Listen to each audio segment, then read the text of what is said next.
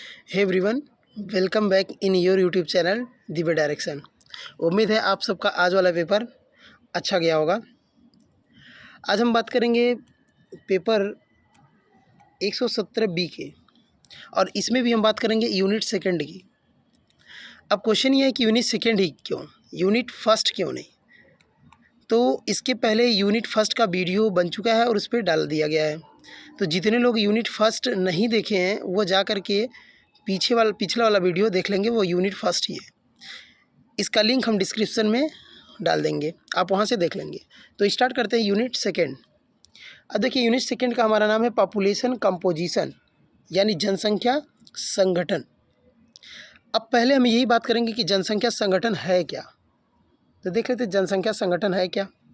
देखिए, जनसंख्या संगठन का मतलब क्या होता है कि जनसंख्या संगठन है एक जनसंख्या की एक ऐसी विशेषता है, एक ऐसी प्रक्रिया है जिसमें हम क्या करते हैं, दो जनसंख्या या दो अलग अलग व्यक्तियों या समूहों के बीच में क्या करते हैं, उसको मापते हैं, उसके बीच में अंतर ढूंढते हैं, अंतर करते हैं। इसी प्रोसेस को हम नाम देते हैं जनसंख्या संगठन। तो देखिए क्या लिखा हुआ है यहाँ पे, जनसंख्या संगठन, या इसी को हम जननांकी की संरचना भी कहते हैं। जनसंख्या की उन विशेषताओं को कहा जाता है जिनकी माप की जा सके तथा जिनकी मदद से दो भिन्न प्रकार के व्यक्तियों और समूह में अंतर किया जा सके। यानी जनसंख्या संगठन है क्या, जनसंख्या संगठन किसी जनसंख्या की एक ऐसी विशेषता है जिसको माप करके हम दो व्यक्तियों या दो समूहों के बीच में अंतर कर सकते हैं। उस अंतर करने वाले जो यूनिट है, जो पॉइंट है, उसी को हम लोग बोलते हैं जनसंख्या संगठन बोलेंगे। अब जनसंख्या संगठन क्या हो सकता है, यानी जनसंख्या की कौन कौन सी ऐसी विशेषताएं हैं जो जनसंख्या संगठन की तरह आ सकती हैं। तो इसमें आएगा, देखिए क्या क्या आ जाएगा। पहला इसमें आ जाएगा आयु, लिंग, साक्षरता, शिक्षा, व्यवसाय, जीवन प्रत्याशा इत्यादि। ठीक है, बहुत सारी चीज़ें आ जाएंगी। ये सब जनसंख्या की क्या हैं, ये जनसंख्या की एक ऐसी विशेषता है जो जिसके थ्रू हम दो व्यक्तियों के बीच में अंतर कर सकते हैं। अब जनसंख्या संगठन में देखिए इन सभी पार्ट को हम देख लेते हैं। पहला, जनसंख्या संगठन में देखिए क्या क्या आ जाएगा। जनसंख्या संगठन में आ जाएगा, पहला हम स्टार्ट करते हैं आयु संगठन का। अब दो समूहों के बीच में अगर हमें आयु का क्या करना हो, इसमें विभेद करना हो, अंतर करना हो, तो हम आयु को 3 वर्ग में डिवाइड करते हैं।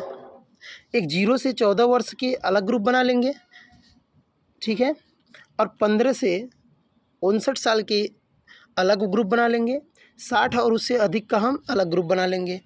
अब इसमें क्या क्या आ जाएगा, एक को हम कह देंगे बालक अवस्था है, एक को कह देंगे युवावस्था है, एक को कह देंगे हम वृद्धावस्था है। तो हम इसको क्या कर सकते हैं, 3 पार्ट में डिवाइड कर लेंगे आयु संगठन को। दूसरी पार्ट आती है, हमें अगर करना हो तो क्या करेंगे, इसमें आती है व्यावसायिक संरचना, यानी व्यवसाय के संरचना की बात कर लेंगे 2 वर्ग में कि किसमें कौन सी क्रियाएं हैं। अब इसमें कई सारी क्रियाएं आती हैं, प्राइमरी, सेकेंडरी, टर्शियरी, क्वाटरनरी, या इसमें आ जाती है, कई सारी आ जाती है। तो इसमें हम व्यावसायिक संरचना की बात कर लेंगे। तीसरी इसमें आ जाती है लिंग संगठन की बात कर लेंगे, यानी जो हम जनसंख्या की बात करने जा रहे हैं दो समूहों की, उसमें हम लिंग संरचना संगठन की बात कर लेंगे कि उसमें कौन सा लिंग है, यानी पुरुष है या स्त्री है, हम इसको बात कर लेंगे। तीसरा बात आती है आयु लिंग के संगठन की कि कितने % ये पुरुष हैं, कितने % स्त्री हैं। फिर हम बात करेंगे कि जो समूहों की हम कंपैरिजन करने जा रहे हैं वो नगर की है या ग्रामीण की है, तो हम उसमें कहेंगे ग्रामीण की है या नगरीय है, ठीक है। फिर हम बात करेंगे उसमें साक्षरता की, यानी पढ़े लिखे की, कि वह पढ़ा लिखा है, साक्षर है कि निरक्षर है या अनपढ़ है, हम इसकी बात कर लेंगे, ठीक है। तो ये हो जाएगी जनसंख्या संगठन के कुछ पार्ट हो जाएंगे आपके। अब आ जाते हैं आयु वितरण की। देखिए आयु वितरण क्या है, आयु वितरण का मतलब क्या होता है, या इसी को हम आयु संरचना भी कहेंगे, आयु संगठन भी कहेंगे, ठीक है, या इसी को बोलेंगे एज स्ट्रक्चर। तो सबसे पहले हम समझते हैं एज या आयु क्या होती है। किसी व्यक्ति का अगर हमें आयु बताना हो कि उसकी आयु या आयु का डिफिनीशन क्या है, तो कोई भी व्यक्ति का जो जन्म होता है, उसके जन्म से लेकर के उसके वर्तमान में जो उसकी जो स्थिति है, इस वर्तमान स्थिति और जन्म के बीच में जो समय का अंतराल है, यही समय अंतराल उस व्यक्ति की आयु कहा जाता है, ठीक है। जैसे किसी व्यक्ति की जन्म और जनगणना अगर हुआ है तो जनगणना के बीच का जो समय अंतराल है उस व्यक्ति का क्या कहा जाएगा, आयु कहा जाएगा। अब इस आयु की संरचना की बात कर देंगे कि इस आयु की संरचना कैसे हम बनाएंगे, ये आयु की संरचना कैसे होती है। तो आयु की संरचना के हिसाब से हम क्या करेंगे, जन्म की बात करेंगे, मृत्यु की बात करेंगे। तो इसमें हम दर निकालेंगे, तो बोलेंगे जन्म दर, मृत्यु दर, स्थानांतरण यानी कौन सा पर्सन या कोई व्यक्ति कब कहाँ चला गया, या हम बात करेंगे प्रवास की बात करेंगे कि अपने जगह को स्थायी जो उसकी वो जगह थी, जो आवास था, उसको छोड़ करके कुछ टाइम के लिए या हमेशा के लिए कहीं चला गया, उसकी बात करेंगे। ठीक है। तो अब इसमें आ जाता है अगले वर्ड हमारा आयु संरचना में, जिसको हम अगले फार्मूला कुछ आ जाते हैं, इसमें फार्मूला को समझ लेते हैं। जैसे ये जनसंख्या, अगर हमें संगठन निकालना हो किसी का, अगर हमें किसी का क्या निकालना हो, जनसंख्या संगठन निकालना हो किसी पॉपुलेशन का या जनसंख्या का, तो जनसंख्या संगठन निकालना हो तो हमें किसका जनसंख्या से संगठन निकालना है वो देखते हैं। अगर हमें निकालना हो युवा निर्भरता अनुपात निकालना हो जनसंख्या में, युवा निर्भरता अनुपात, तो इसके लिए हम क्या करेंगे, उस जनसंख्या में कितने बालक हैं, बालक की जो यानी 0 से 14 वर्ष के लोग कितने हैं, और 15 से 59 वर्ग के कितने लोग हैं, तो इससे डिवाइड कर देंगे। और अनुपात निकालने तो हम क्या करेंगे, 100 से मल्टीप्लाई कर देंगे, तो हमारे क्या आ जाएगी, ये हमारा आंसर आ जाएगा। ठीक है। तो हमारा निकल जाएगा युवा निर्भरता अनुपात आ जाएगा। फिर अगर हमें वृद्धा निर्भरता अनुपात निकालना हो, वृद्ध का अनुपात निकालना हो उस जनसंख्या में, तो हम क्या करेंगे, वृद्धा अनुपात निकालने के लिए उस पॉपुलेशन में वृद्ध कितने हैं और पौड़ कितने हैं, 15 से 59 साल के लोग कितने, उससे डिवाइड कर देंगे। जो यहाँ पे लगाए थे वही सेम यहाँ लगा रहे हैं। यहाँ पे हम बाल्यावस्था को पौढ़ावस्था से डिवाइड कर दे रहे हैं कितने हैं, और यहाँ पे वृद्धा जो निकालना है हम उसके एज को पौढ़ावस्था से डिवाइड करेंगे और 100 से क्या करेंगे, 100 से हम मल्टीप्लाई कर देंगे। जो आंसर आएगा हमारा किसका आ जाएगा, ये वृद्धा निर्भरता अनुपात आ जाएगा।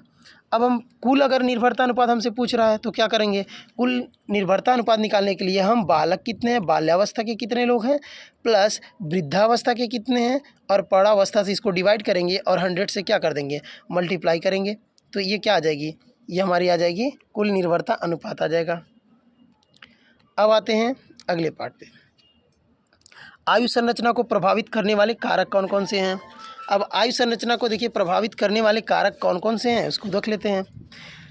तो आयु जो संरचना है उसको प्रभावित करने वाले 3 मेन कारक हैं। पहला है जन्म, जो जन्म होगा वह क्या करेगा, प्रभावित करेगा आयु संरचना को। उसका मृत्यु जो होगा वह करेगा, यानी डेथ रेट कितनी है, बर्थ रेट कितनी है, ये आयु संरचना को क्या करेगा, ये प्रभावित करेगा।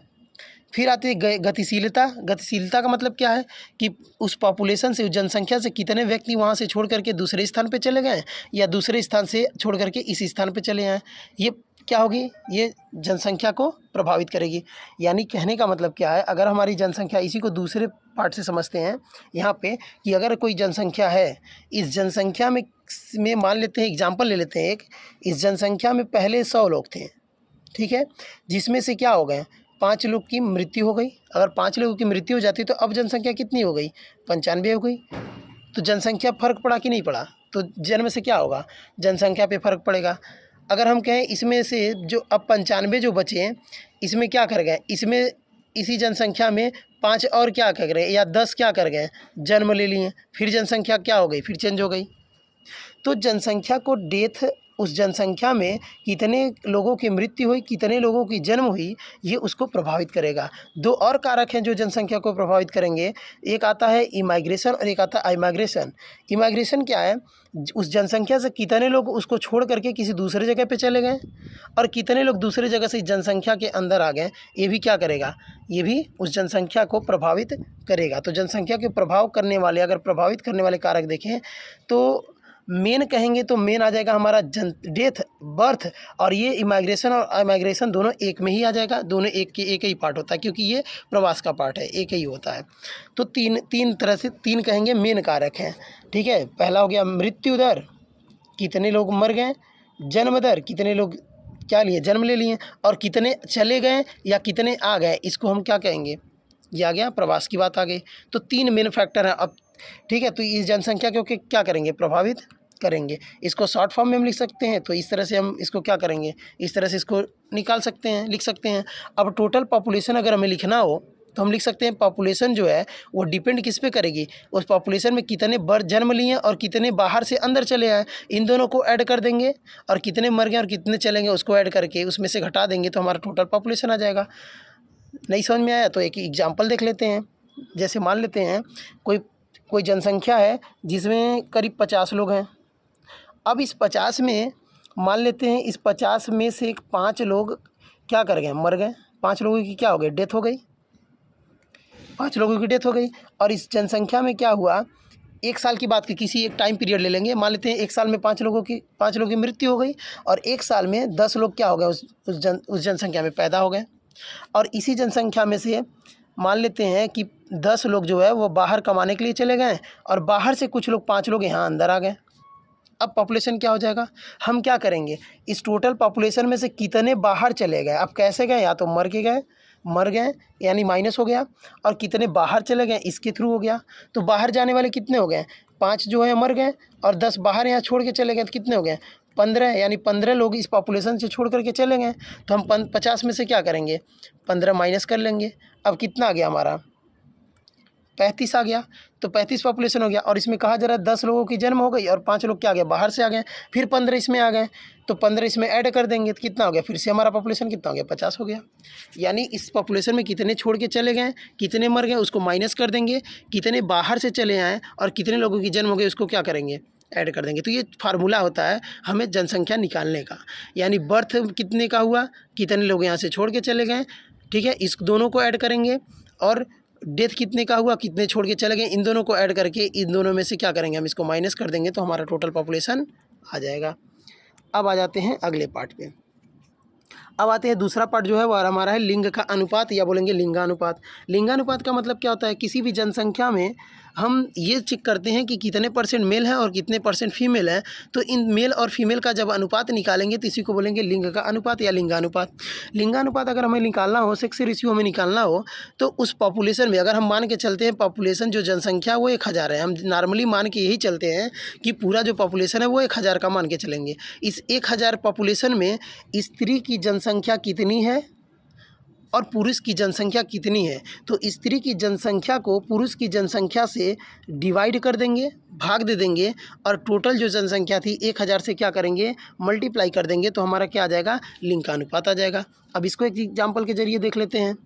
जैसे मान लेते हैं कोई पॉपुलेशन है, क्या है, कोई पॉपुलेशन है, कोई जनसंख्या है, 1000 का ही एग्जांपल लेके चलते हैं कि मान लेते हैं 1000 पॉपुलेशन है पूरा, उस किसी गांव का, किसी शहर का जो टोटल पॉपुलेशन है वो 1000 है। और इस 1000 पॉपुलेशन में जो है इसमें मान लेते हैं 600 जो है वो पुरुष हैं और 400 क्या हैं, महिलाएं हैं, स्त्रियां हैं। तो 600 पुरुष हो गए और 400 क्या हो गए, महिलाएं हो गए। अब इसका अगर हमें सेक्स रेशियो निकालना हो तो क्या करेंगे, स्त्री की जनसंख्या ले लेंगे, स्त्री की जनसंख्या कितनी है 400, और बटे क्या करेंगे, पुरुष की जनसंख्या ले लेंगे, यानी कितना 600, और क्या करेंगे, टोटल कितनी थी 1000, तो 1000 से हम क्या करेंगे, मल्टीप्लाई कर देंगे। तो ये हमारी क्या आ जाएगी, ये हमारा आ जाएगा कौन सा, ये हमारा आ जाएगा लिंगानुपात आ जाएगा इस तरह से। तो हमें निकालना हो तो इस तरह क्या करेंगे, लिंगानुपात हमें निकालना हो तो इस तरह निकालेंगे, आ जाएगा ऊपर 4000 नीचे 6। अब इसको जो भी आंसर आएगा वो हमारा आ जाएगा लिंग का अनुपात, परसेंटेज आ जाएगा, ठीक है। तो इस तरह हम क्या करेंगे, लिंग का अनुपात निकालेंगे। अब आ जाती है बात, हम इसको शॉर्ट फॉर्म में कैसे लिखेंगे, इसको भी देख लीजिए। अब इसको हम लिख सकते हैं sex ratio is equal to की क्या, यहाँ पे परसेंटेज ऑफ फीमेल है, फिर परसेंटेज ऑफ क्या है, मेल है, इंटू 100 से हम क्या करेंगे, 1000 से क्या करेंगे, मल्टीप्लाई कर देंगे। अब आता है लिंग अनुपात जो निकाल रहे हैं, या जनसंख्या में जो लिंगानुपात है उसको प्रभावित करने वाले कारक कौन कौन से हैं। तो इसमें कारक में क्या कहा जाता है कि जब भी हम बात करेंगे जनसंख्या की तो जन्म दर, मृत्यु दर, ये क्या करेगा, प्रभावित करेगा। यहाँ भी लिंग अनुपात में भी जन्म दर क्या करेगा, ये प्रभावित करेगा, ठीक है। और दूसरा लिंगानुपात भी प्रभावित करेगा, यानी हम कह सकते हैं जन्म के साथ लिंगानुपात प्रभावित करेगा। इसका क्या मतलब है कि जो जन्म लेने वाला बच्चा है वो मेल है कि फीमेल है, यानी वह स्त्री है या पुरुष है। अगर स्त्री होगा तो स्त्री का परसेंटेज बढ़ेगा, पुरुष होगा तो पुरुष का बढ़ेगा। यानी हम कह सकते हैं जन्म और मृत्यु जो है और लिंग का जो अनुपात है ये क्या करेगा, वो हमारे लिंगानुपात को प्रभावित करेगा। फिर कह रहा है स्त्री पुरुष मृत्यु दर में भिन्नता, उस पॉपुलेशन में, उस जनसंख्या में कितने पुरुष और स्त्री की मृत्यु हुई वो भी प्रभावित करेगा। फिर स्थानांतरण का प्रभाव, उस पॉपुलेशन, उस जनसंख्या से कितने लोग बाहर चले गए, ये भी हमारी जनसंख्या को क्या करेगा, प्रभावित करेगा। लिंगानुपात को क्या करेगा, प्रभावित करेगा। अब आती है दूसरी बात, दूसरा पार्ट आ जाता है जनसंख्या गतिशीलता की। तो जनसंख्या गतिशीलता है क्या है, इसको देख लेते हैं। जनसंख्या गतिशीलता क्या है और उसका महत्व क्या है, इसको हम समझेंगे। तो पहले हम समझते हैं जनसंख्या गतिशीलता क्या है। अब जनसंख्या गतिशीलता देखिए क्या है, पहले इसका डिफिनीशन देख लेते हैं कि जनसंख्या गतिशीलता क्या है।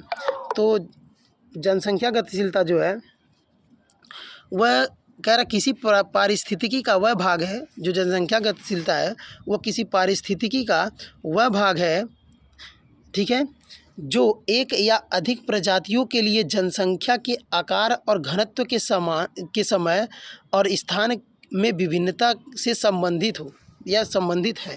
इसी को हम क्या बोलेंगे, जनसंख्या गतिशीलता। यानी बोला गया कि जनसंख्या गतिशीलता जो है वह पारिस्थितिकी का वह भाग है जो एक या अधिक प्रजातियों, दो प्रजातियां मान लेते हैं, एक या अधिक प्रजातियों के घनत्व के समय, जो उसकी घनत्व के समय उसका स्थान में भिन्नता कितनी है, वही उसकी क्या है, गतिशीलता है। ठीक है, तो ये हो गया जनसंख्या गतिशीलता की बात हो गई। अब आ जाते हैं जनसंख्या गतिशीलता को क्या महत्व क्या है। जो जनसंख्या गतिशीलता है उसका महत्व क्या है, उसका महत्व है संरक्षण करना, जैविक संसाधनों का प्रबंधन करना, जनसंख्या गतिशीलता पर ध्यान देना, चिकित्सा के क्षेत्र में ज्ञान देना। इसका क्या मतलब है, जन संरक्षण क्या करना है हमें, जनसंख्या अगर गतिशीलता जो है इसके थ्रू हम किसी भी जनसंख्या को संरक्षित करते हैं, जो भी स्पीसीज हमारे लिए क्या हो, बेनिफिट हो, फ़ायदेमंद हो, उसको हम संरक्षित करेंगे। फिर जैविक संसाधनों का प्रबंधन करेंगे, जो जैविक संसाधन है जैसे पेड़ हो गया, पेड़ पौधे हो गए, दूसरे एनिमल हो गए, ये हमारे जैविक संसाधन हो गए, इसको हम प्रबंधन, उसका बचाव करेंगे। जनसंख्या गतिशीलता पर ध्यान देंगे कि जो जनसंख्या गतिशीलता यानी कौन सी जनसंख्या जो है कहाँ पे चली जा रही है अपने स्थान को छोड़ करके, उस पर ध्यान देंगे। चिकित्सा के क्षेत्र में अगर कहें तो चिकित्सा के क्षेत्र में हम इसकी बात करेंगे। तो ये हमारी इसकी क्या हो गई, इसकी कुछ महत्व हो गए। अब आ जाता है कि जो जनसंख्या गतिशीलता है उसको एक यहाँ पे देख लेते, दार्शनिक इनके अनुसार देख लेते क्या है। तो ये कहें साइंटिस्ट जिनका नाम है रॉबर्ट माल्थस, इन्होंने जनसंख्या समस्या को क्या किया है, एक जनसंख्या समस्या के बारे में बताया है। तो इसको देख लेते हैं। जो जनसंख्या गतिशीलता है इस बात का अध्ययन है, यानी हम कह सकते हैं कि जनसंख्या जो गतिशीलता है वो क्या एक अध्ययन है। जो इनका नाम हमें याद रखेंगे कि इनका नाम क्यों आया था। रॉबर्ट माल्थस ने क्या कहा था, माल्थस ने वो जनसंख्या, बढ़ती हुई जनसंख्या को एक समस्या मान करके इसको एक्सप्लेन किया था। तो ये पॉइंट हम याद रखेंगे, ठीक है। अब जनसंख्या गतिशीलता के बारे में एक और पॉइंट है, उसको पढ़ लेंगे। जनसंख्या गतिशीलता जो है इस बात का अध्ययन है कि समय के साथ जनसंख्या का आकार, संरचना कैसे और क्यों बदलती है। कोई जनसंख्या है उसका समय के साथ उसका आकार कैसे और क्यों बदली, यानी पहले जनसंख्या कम थी अब जनसंख्या ज़्यादा हो गई, तो क्यों बदली, कैसे बदली, इसी को जनसंख्या गतिशीलता कहते हैं। जनसंख्या गतिशीलता में महत्वपूर्ण कारकों में जो कौन कौन आ जाएगा, जैसे प्रजनन आ जाएगा, प्रजनन की वजह से जनसंख्या बढ़ेगी, मृत्यु की वजह से घट जाएगी, प्रवासन की वजह से घट या बढ़ सकती है। तो इसी को बोलेंगे जनसंख्या गतिशीलता। यानी किसी भी जनसंख्या में कोई भी अगर चेंज होता है तो उसी को हम जनसंख्या गतिशीलता कहते हैं, ठीक है। अब आ गया साक्षरता। साक्षरता क्या है, यानी हम बात करने जा रहे हैं किसकी, हम इसकी साक्षरता की बात करने जा रहे हैं कि कितने % लोग साक्षर हैं, निरक्षर हैं। तो शिक्षित होने के भाव की बात करते हैं, यानी साक्षरता का मतलब क्या होता है, शिक्षित होने के भाव को ही साक्षरता कहा जाता है। अब साक्षरता शब्द जो है वो पढ़ने, लिखने, बोलने और सुनने की क्षमता के रूप में परिभाषित किया जाता है। जो साक्षरता शब्द है वह हम कहाँ यूज करते हैं, पढ़ने के लिए, लिखने के लिए, बोलने के लिए और सुनने की क्षमता के लिए हम इसका यूज करते हैं, उसको परिभाषित करने के लिए यूज करते हैं, जिससे हम प्रभावी ढंग से संवाद कर सकें, जिससे हम क्या कर सकते हैं, प्रभावी ढंग से बातचीत कर सकते हैं और दुनिया को समझ सकते हैं। यानी साक्षरता मानव प्रगति और विकास का एक मूल मंत्र है। जो साक्षरता है वो मानव के प्रगति और विकास का क्या है, एक मूल मंत्र है, ठीक है। अब आता है वेबस्टर शब्दकोश के अनुसार। वेबस्टर शब्दकोश के अनुसार साक्षरता को क्या कहेंगे, तो साक्षरता गुणवत्ता या साक्षर होने की स्थिति है। इसके अनुसार कहा गया कि साक्षरता जो है, साक्षरता गुणवत्ता जो है वो साक्षर होने की स्थिति को ही साक्षरता कहेंगे। अब NCTE क्या है, NCTE की शोध नीति के अनुसार क्या है, जो NCTE शोध जो नीति के अनुसार है वो कहती है कि साक्षरता आज के संदर्भ में भागीदारी और प्रौद्योगिकी सहित श्रव्य, दृश्य, सांकेतिक, स्थानिक और बहुविध नई बात करना है। यानी इसके अनुसार कह रहा है कि साक्षरता जो है वो आज के संदर्भ में कितनी भागीदारी हुई किसी की, उसके प्रौद्योगिकी स्थिति क्या है, ठीक है, उसकी श्रव्य, दृश्य, सांकेतिक या इसका स्थानिक या बहुविधि जो है उसका वो नई बात क्या करता है, उसके बारे में, नई बातों के बारे में ये बात करता है। ठीक है, बात करना है, ठीक है, उसके बारे में बात करेंगे तो इसी को क्या बोलेंगे, साक्षरता कह दिया। अब आता है साक्षरता को प्रभावित करने वाले कौन कौन से कारक हैं, इसको देख लेते हैं। तो साक्षरता को जो प्रभावित करने वाले कारक हैं उसमें आ जाता है पहला अर्थव्यवस्था। अर्थव्यवस्था जो होता है वो हमारे साक्षरता को क्या करता है, प्रभावित करेगा। ठीक है, जीवन का जो हमारा स्तर है वो भी क्या करेगा, साक्षरता को प्रभावित करेगा। जितना ज़्यादा हमारा जीवन स्तर अच्छा होगा उतना ज़्यादा हम साक्षरता होंगे, या हम कह सकते हैं जितना ज़्यादा हम साक्षरता होंगे जीवन स्तर भी उतना अच्छा हमारा होगा। फिर तीसरा था जातीय संरचना। जो हमारी जातीय संरचना कैसी है ये भी हमारे क्या करेगा, साक्षरता को प्रभावित करेगा। नगरीकरण भी क्या करेगा, अगर हम पहले ग्रामीण में रहते, ग्रामीण से नगरीकरण की बढ़ रहे हैं तो साक्षरता को क्या करेगा, प्रभावित करेगा ही करेगा। सार्वजनिक नीति, जो हमारी सार्वजनिक नीति है वो भी क्या करेगा, साक्षरता को प्रभावित करेगा। पुरानी परंपरागत चीज़ें क्या करेंगी, हमारी साक्षरता को प्रभावित करेंगी। फिर कह रहा है यातायात, संचार और साधन। जो यातायात है, जो संचार है, एक जगह से दूसरे जगह जाने का जो साधन है ये भी प्रभावित करता है। शहरों की बात कर लें, यहाँ यातायात संचार के साधन ज़्यादा हैं, और हम बात कर लें ग्रामीणों में तो वहाँ यातायात के साधन कम है। फिर कह रहा है स्त्रियों की स्थिति, समाज में स्त्रियों की स्थिति क्या है, ये भी हमारे साक्षरता को क्या करता है, डिफाइन करता है। अगर स्त्रियों की साक्षर स्त्रियाँ ज़्यादा हैं तो हम क्या कहेंगे, हमारा वहाँ का साक्षरता ज़्यादा है। तो स्त्रियों की स्थिति भी क्या करती है, साक्षरता को प्रभावित करते हैं। अब आता है इसमें एक वर्ड आ जाता है नगरीकरण क्या है, यानी इसी को बोलते हैं नगरीकरण क्या है, नगर का बनने की प्रोसेस को नगरीकरण कहेंगे। लिख रहा किसी प्रदेश की संपूर्ण जनसंख्या में नगरीय जनसंख्या के अनुपात को या इस अनुपात की वृद्धि प्रक्रिया को क्या बोलेंगे, नगरीकरण कहेंगे। किसी प्रदेश की बात कर लें, उस प्रदेश में कितने नगर बन गए, उस प्रदेश में कितने ग्रामीण नगर की तरफ चले गए, कितने ग्रामीण नगर में चेंज हो गए, इस प्रक्रिया को क्या बोलेंगे, हम बोलेंगे नगरीकरण। तो इसी को बोला जाएगा नगरीकरण। ठीक है, तो अब आ जाते हैं अगले पार्ट पे। अब है संयुक्त राष्ट्र संघ के अनुसार, संयुक्त राष्ट्र जो संघ है वह नगरीकरण को क्या कहता है, वह कहता है ग्रामीण क्षेत्रों के लोगों का शहरों में जाकर रहना और काम करना ही नगरीकरण है। ये मानता है कि जो ग्रामीण के लोग हैं वो जो शहरों की तरफ जाकर के काम करते हैं और वहीं रहने लगते हैं, वहीं बस जाते हैं, तो इसी को क्या बोलते हैं, नगरीकरण बोला जाएगा। अब WF विल्कांक्स के अनुसार देखा जाए तो नगरीकरण का तात्पर्य उन सभी क्षेत्रों से है जहां प्रति वर्ग मील की जनसंख्या का घनत्व 1000 व्यक्तियों से अधिक हो तथा व्यवहारिक रूप से कृषि न की जाए। यानी कहने का मतलब नगरीकरण का तात्पर्य वह है कि प्रति वर्ग मिलीमीटर अगर ले लें, उसमें जो जनसंख्या का घनत्व जिसमें 1000 हो, उसमें जो व्यक्ति हों वो क्या हो, वो उसमें कोई भी कृषि वर्ग का ना हो, सभी क्या हो, शहर से बिलोंग करते हो, तो इसको बोलेंगे नगरीकरण। अब आता है नगरों की अत्यधिक वृद्धि के प्रभाव क्या हैं। जो नगरों की तरफ लोग जा रहे हैं, नगरों की जो अत्यधिक वृद्धि हो रही है उसका मेन प्रभाव क्या है, उसका मेन कारण क्या है, तो उसको देख लेते हैं। मेन कारण क्या है, तो पहला है आवास।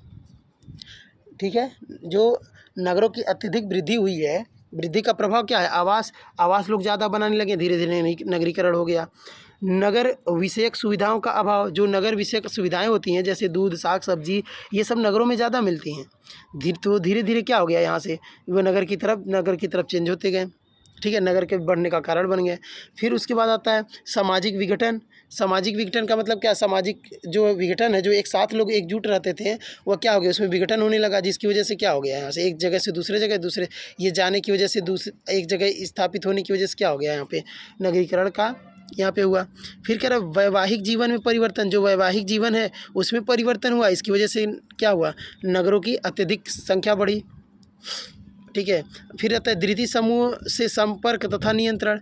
जो द्वितीय समूह है, यानी एक नगर के यहाँ पे लोग रहते हैं या गांव के लोग रहते हैं या कोई भी समूह है, एक यहाँ से इससे संपर्क करना स्टार्ट कर दिया तो यहाँ पे फिर लोगों ने क्या बसना स्टार्ट कर दिया, तो ये क्या हो गया, यहाँ पे भी नगर बनना स्टार्ट हो गया। बेरोजगारी में वृद्धि, जो बेरोजगारी है उसकी संख्या बढ़ रही है, तो यहाँ से लोग क्या भागेंगे, ग्रामीण से शहरों की तरफ भागने लगेंगे, तो ये भी क्या है, नगरीकरण, इसको भी बोला जाएगा।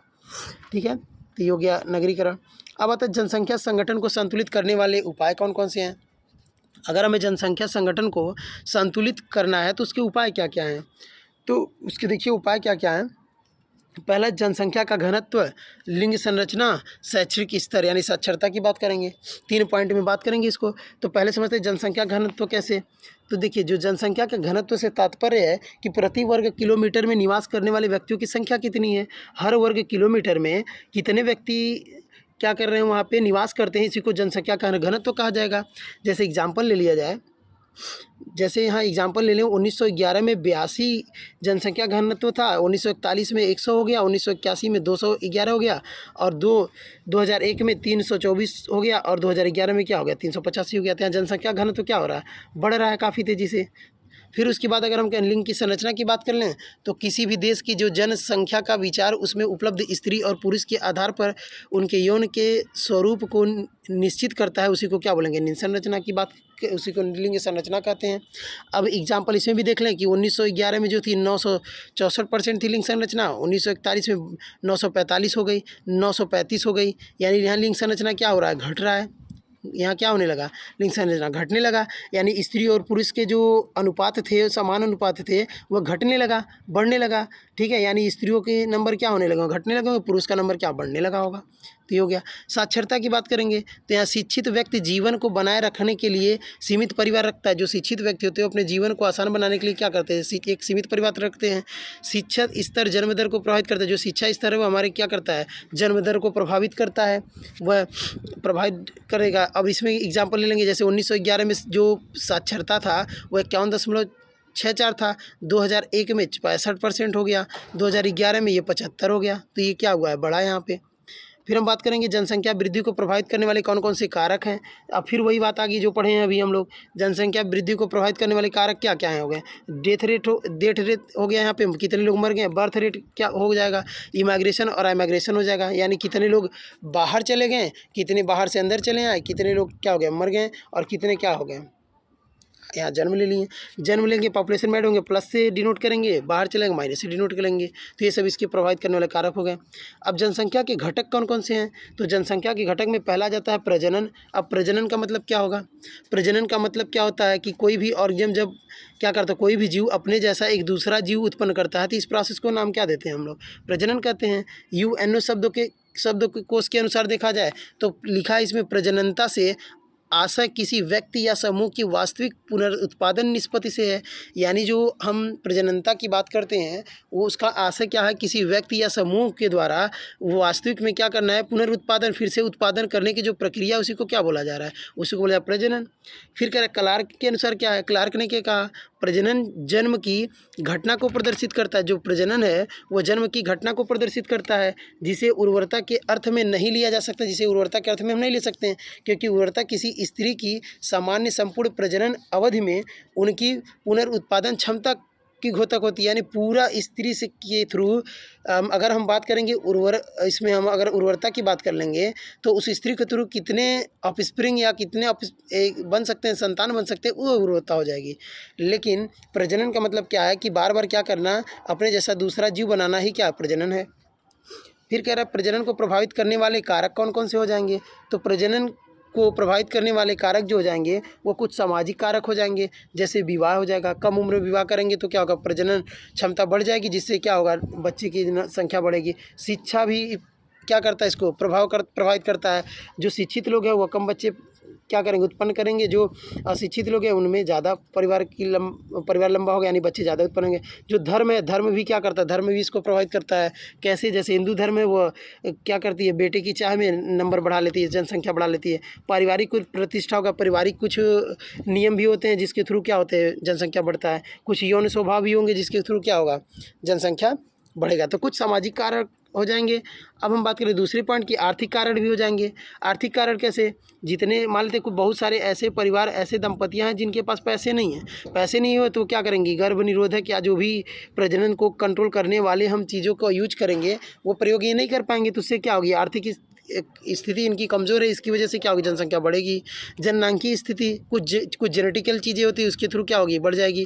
फिर स्वास्थ्य संबंधित कारक भी क्या करेंगे, ये प्रजनन को प्रभावित करेंगे। मनोवैज्ञानिक कारक कुछ सोच भी क्या करते हैं, जो हमारी सोच है वो भी प्रजनन को प्रभावित करेंगे। सरकारी नीति, कुछ सरकारी नियम है कुछ, वो भी क्या करेंगे, इसको प्रभावित करेंगे, कम या ज़्यादा कर सकते हैं। अब आता है इसमें डेथ रेट। अब मृत्यु दर क्या होती है, मृत्यु दर को हम कैसे डिफाइन करते हैं। अब लिखा है इसमें, जो SN अग्रवाल के अनुसार देखा जाए तो मृत्यु दर को किसी भी राष्ट्र की संपन्नता का सूचक माना जाता है। किसी भी राष्ट्र का संपन्नता का सूचक कौन माना जाता है, मृत्यु दर को मानते हैं। जो देश आर्थिक दृष्टि से उन्नत है तथा जहां लोगों के रहन सहन का स्तर ऊंचा होता है, वहां की मृत्यु दर उन देशों की तुलना में जो आर्थिक दृष्टि से पिछड़े हैं कम होती है। जो देश ज़्यादा क्या होते हैं, उन्नति पे होते हैं, यानी विकसित जो देश होते हैं, वहाँ के विकसित होने की वजह से वहाँ पे मृत्यु दर क्या होती है, कम होती है। किसके कंपेरिजन में, जो देश काफ़ी पिछड़े होते हैं। ठीक है, तो ये हो गई मृत्यु दर। अब आता है दूसरा पार्ट, इसको देख लेते हैं। विश्व स्वास्थ्य संगठन के अनुसार, जो WHO है, विश्व स्वास्थ्य संगठन, वर्ल्ड हेल्थ ऑर्गेनाइजेशन, वह क्या कहती है कि मृत्यु जन्म के उपरांत, जो मृत्यु है जन्म के उपरांत किसी भी समय जीवन के सभी लक्षणों का स्थायी समापन है। यानी जन्म के बाद किसी भी समय किसी व्यक्ति की जो सभी लक्षण हो उसका स्थायी जब समापन होता है तो इसी को मृत्यु कहते हैं।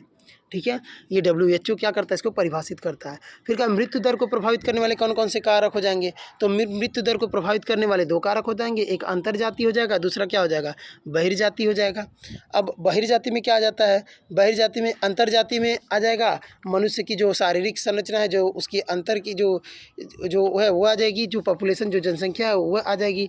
बहिर्जाति कारक में क्या आ जाएगा, बहिर्जाति में आ जाएगा मृत्यु दर को प्रभावित करने वाले इसमें कारक कौन कौन से आ जाएंगे बहिर्जाति को, तो इसमें सामाजिक कारक आ जाएगा, अभी पढ़े हैं।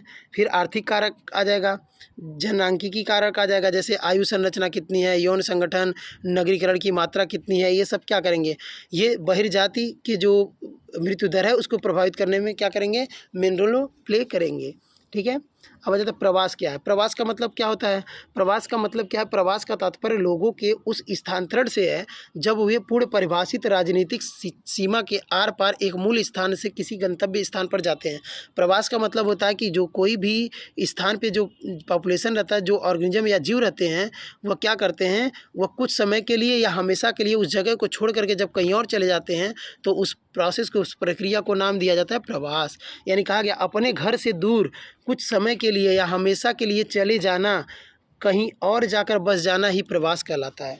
ठीक है, अब आता है संयुक्त राष्ट्र मल्टी लिविंग डेमोग्राफिक डिक्शनरी के अनुसार ये क्या कहती है, इसके अनुसार है प्रवास एक प्रकार की भौगोलिक या स्थान संबंधित गतिशीलता है। यानी भौगोलिक या स्थान संबंधित गतिशीलता को प्रवास कहा गया है, जो एक भौगोलिक इकाई से दूसरी भौगोलिक इकाई के लिए होता है। यानी यहाँ पे क्या होता है, एक भौगोलिक इकाई से दूसरे भौगोलिक इकाई पे जब कोई जीव चला जाएगा तो इसको बोलेंगे प्रवास, उस जीव को बोलेंगे प्रवासी। अब प्रवास को प्रभावित करने वाले कारक कौन कौन से हैं, तो सामाजिक कारक क्या करेंगे प्रवास को, सामाजिक कुछ कुरीतियाँ, सामाजिक कुछ रूढ़िवादिता हैं जो क्या करेंगी, जो इस प्रवास के लिए मजबूर कर देंगी किसी व्यक्ति को वहाँ से भागने के लिए, उस किसी व्यक्ति को वहाँ से छोड़ने के लिए या किसी व्यक्ति को वहाँ आने के लिए मजबूर कर देंगी। जननांकीय कारक को जेनेटिक्स कारक हो सकते हैं। फिर क्या, आर्थिक कारक भी हो सकता है पैसों के लिए कोई व्यक्ति क्या हो, एक जगह से छोड़ के दूसरी जगह कमाने के लिए जा सकता है। कुछ प्राकृतिक कारक भी हो सकते हैं, जैसे बाढ़ आ सकता है, जिस एरिया में वहाँ बाढ़ आ गया, तूफान आ गया, इसकी वजह से हम क्या कर सकते हैं, वहाँ जगह छोड़ करके कहीं और चले जाते हैं। कुछ राजनीतिक कारण भी होते हैं, राजनीतिक आप लोगों को पता है इस समय कैसी चल रही, तो राजनीतिक कारण भी हो, इसकी वजह से क्या करेंगे, यहाँ से भी छोड़ करके जा सकते हैं। तो ये सब कुछ कारण हो गया। अब इसमें कुछ इंपॉर्टेंट पॉइंट है, इसको जनसंख्या वृद्धि को प्रभावित करने वाले कौन कौन से कारक हैं, जो जनसंख्या वृद्धि है उसको प्रभावित करने वाले कौन कौन से कारक हैं, तो सामाजिक कारक हैं जिसकी वजह से जनसंख्या क्या होती है, बढ़ती है। जैसे संयुक्त परिवार, एक साथ सभी लोग रहेंगे, जनसंख्या बढ़ेगी। बाल विवाह, कम उम्र में विवाह करेंगे, जनसंख्या बढ़ेगी। निरक्षरता, कम पढ़ाई किए रहेंगे तो क्या होगी, कम पढ़ाई किए रहेंगे तो जल्दी विवाह होगा, फिर क्या होगा, जब पॉपुलेशन बढ़ेगा। विधवा का विवाह करेंगे तो जनसंख्या बढ़ेगी। तो ये जनसंख्या बढ़ने के कुछ कारण है, मनोवैज्ञानिक कुछ कारण, सोच होती है, यानी बेटे की चाह में जनसंख्या बढ़ जाती है। फिर परिवार नियंत्रण विधियों के प्रयोग के प्रति उदासीनता, बहुत सारे ऐसे परिवार हैं जो जो नियंत्रण विधि है, जो पॉपुलेशन जनसंख्या नियंत्रण विधि है उसके बारे में नहीं जानते हैं, ठीक है। जो गर्भ निरोधक उपाय होती है जो उसको नहीं जानते तो ये यूज नहीं कर पाते, जिससे क्या हो जाता है जनसंख्या बढ़ती है। कुछ धार्मिक कारण होते हैं, जैसे हिंदू धर्म में बेटे की कि अगर पिता की मृत्यु हो गया या किसी उसके माता की मृत्यु हो गया तो उनके बॉडी को जलाने केवल बेटा आएगा। तो ये भी क्या है, एक रूढ़िवादी सोच है, जिसकी वजह से क्या पॉपुलेशन बढ़ेगा। कुछ प्राकृतिक कारण हैं जिसकी वजह, प्राकृतिक कारण में जैसे मान लेते हैं कि अलग अलग देशों का टेम्परेचर अलग, जैसे इंडिया का ले लें, यहाँ का टेम्परेचर क्या है, यहाँ का टेम्परेचर ज़्यादा है, जिसकी वजह से क्या है जनन की क्षमता ज़्यादा हो जाती है, इसलिए पॉपुलेशन बढ़ जाता है। फिर कुछ आर्थिक कारण भी है, पैसों की कमी है, कुछ ऐसे परिवार जिनके पास आर्थिक कारण है, पैसों की कमी है, तो वो जो जनसंख्या कंट्रोल करने वाले मेथड है उसको ये यूज नहीं कर पाएंगे, जिसकी वजह से क्या होगी पॉपुलेशन या बढ़ेगी, ठीक है। हो सकता है इनके परिवार में एक कमाने वाला हो, तो यहाँ पे अगर 10 लोग रहेंगे, 10 लोग कमाएंगे, पैसा ज़्यादा आएगा, तो ये भी हो जाएगा, इसका कारण भी हो जाएगा। फिर कर जननांकिकी की अर्थ और परिभाषा, ये जननांकिकी है क्या, या इसी को हम बोलेंगे जनसांख्यिकी। जनसांख्यिकी को हम क्या कहेंगे, जनसांख्यिकी। लिखा जनसांख्यिकी शब्द जो है वो ग्रीक शब्द डेमोस और ग्राफी से लिया गया है, डेमोस और ग्राफी से लिया गया है, जिसका अर्थ है जनसंख्या। डेमोस का मतलब क्या है, जनसंख्या, और ग्राफी का मतलब क्या है, विज्ञान, यानी जनसंख्या के बारे में अध्ययन करना ही क्या है, जनसांख्यिकी है। इस प्रकार जनसांख्यिकी मानव जनसंख्या का वैज्ञानिक अध्ययन है, यानी मानव की जो जनसंख्या है उसका वैज्ञानिक तरीके से अध्ययन करेंगे, इसी को क्या बोलेंगे, जनसांख्यिकी। जनसंख्या परिवर्तन के 3 घटक होते हैं, यानी कौन कौन से, जन्म, मृत्यु, प्रवासन। अभी पढ़े हम लोग, जनसंख्या जो परिवर्तन होता है 3 रीजन होता है, जन्म से, मृत्यु से और प्रवासन यानी छोड़ के जाने की वजह से होता है, जो जनसंख्या अध्ययन के क्षेत्र में महत्वपूर्ण होता है। अब देखा जाए कि जो डेमोग्राफी है यानी जनसांख्यिकी है, उसको ये एक इंग्लिश वर्ड से बना है जिसका नाम है डेमोग्राफी। अब डेमोग्राफी 2 ग्रीक वर्ड से बना है, एक का नाम है डेमोस और दूसरा का नाम है ग्राफीन। डेमोस का मतलब होता है लोग, ठीक है, यानी जन, और ग्राफी का मतलब होता है वर्णन करना या उनके बारे में कुछ लिखना, उनके बारे में अध्ययन करना। ये लोगों के बारे में वर्णन करना, लोगों के बारे में लिखना ही क्या है, डेमोग्राफी है, ठीक है।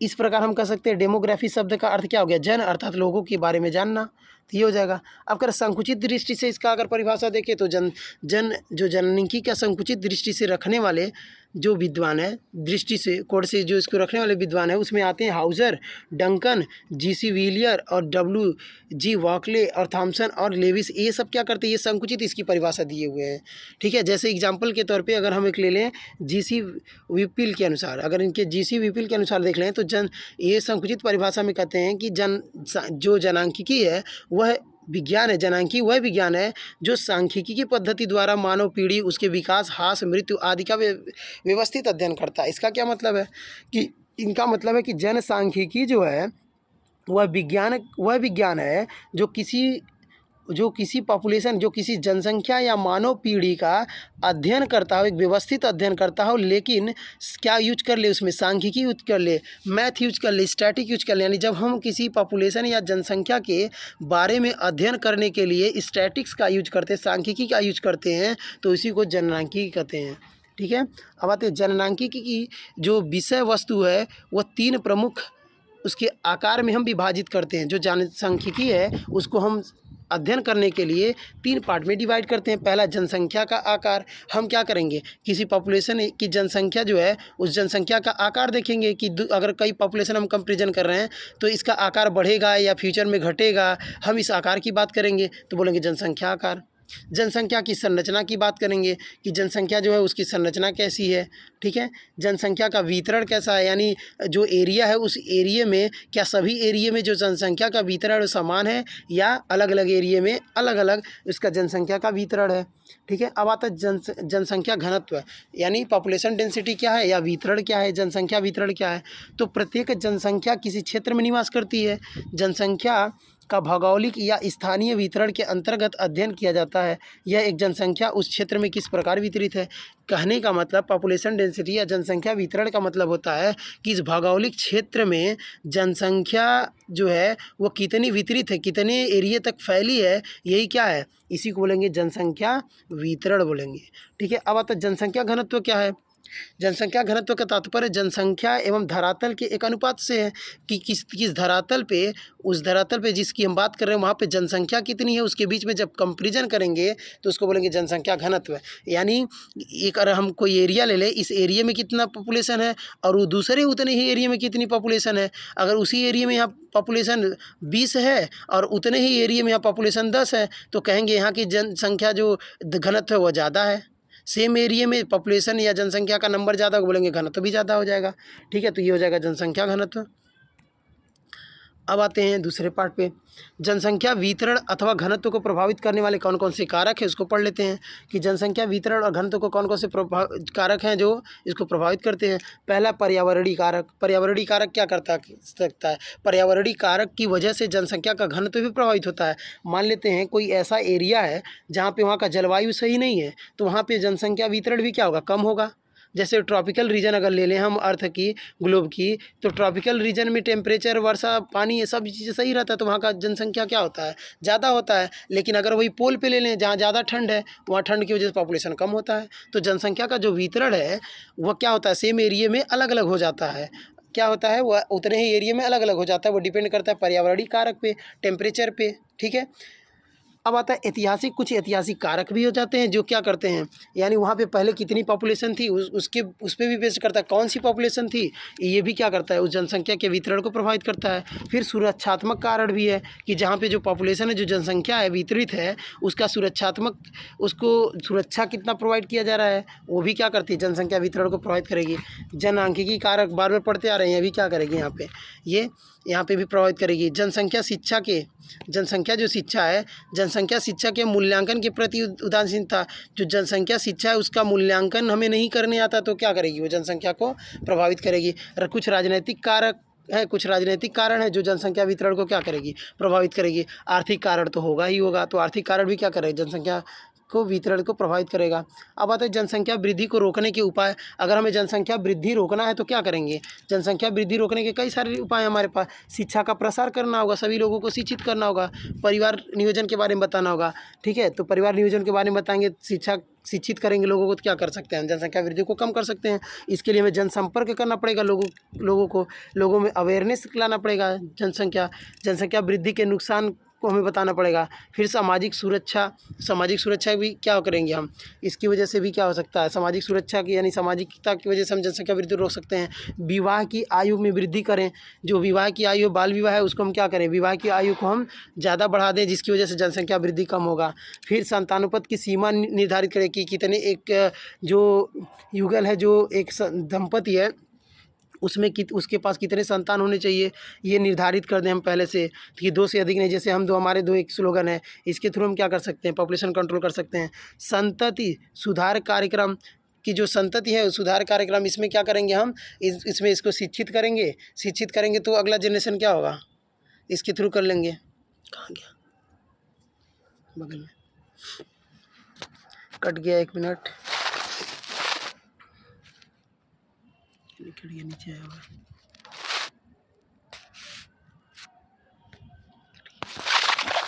चलिए, तो कट गया था, अब इस पे आते हैं आगे वाले पार्ट पे। अब दूसरा आता है जीवन स्तर को ऊंचा उठाने का प्रयास। जो जीवन स्तर है हमारा, उसको क्या करेंगे? उसको ऊंचा उठाने का प्रयास करेंगे। स्वास्थ्य सेवा व मनोरंजन के साधन, जो स्वास्थ्य सेवा वो ज़्यादा देंगे, मनोरंजन के जो साधन है इसके थ्रू क्या कर पाएंगे? इसके थ्रू हम जनसंख्या वृद्धि को कम कर पाएंगे। जो मनोरंजन के साधन है वो भी जनसंख्या वृद्धि को कम करने में क्या करता है? रोल प्ले करता है। फिर जनसंख्या शिक्षा के बारे में लोगों को बताएंगे, ये भी क्या करेगा? ये भी उसका जनसंख्या को रोकने में क्या करेगा? मेन रोल प्ले करेगा।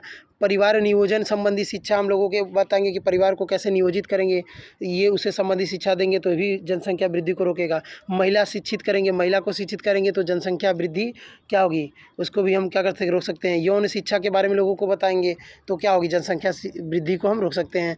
जन संचार माध्यम के द्वारा लोगों में प्रचार और प्रसार करेंगे कि जनसंख्या क्या है, इसके बढ़ने से क्या नुकसान है, इसके बारे में लोगों को बताएंगे तो क्या करेंगे हम? इसके थ्रू हम क्या कर सकते हैं? जनसंख्या वृद्धि को रोक सकते हैं। तो ये हमारा सेकेंड यूनिट था। ठीक है, तो ये सेकेंड यूनिट हमारा कंप्लीट हो गया। उम्मीद है सबको समझ में आया होगा। ठीक है, तो ये इतना हो गया कंप्लीट।